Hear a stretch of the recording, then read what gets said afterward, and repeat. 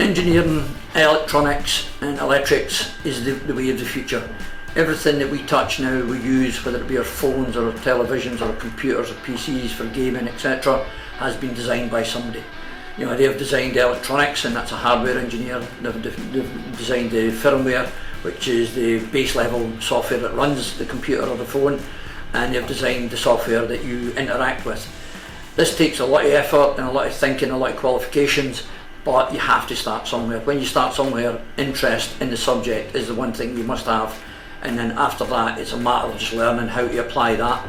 But it also means that you have the chance to use your creative knowledge to be able to go in and say, I want this for the future. I would like my phone or my computer to do something different, and therefore as you learn these skills you can start considering moving forward to doing design or test of such a product.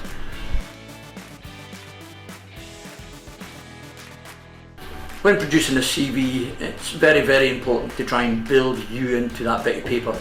The first thing an employer sees is that bit of paper, so they see what you've done in the past, your jobs if you've had any, they see your qualifications, but what tends to be missing off most of them is who are you. You know, I'm interested in electronics, I'm interested in developing a career, I'm interested in staying in this area and growing into something bigger, I'm looking for a career in this. Once you give the employer who you are, the employer can make a decision based on your personality, your qualifications and your past experience. However, most people miss out, who am I as a person?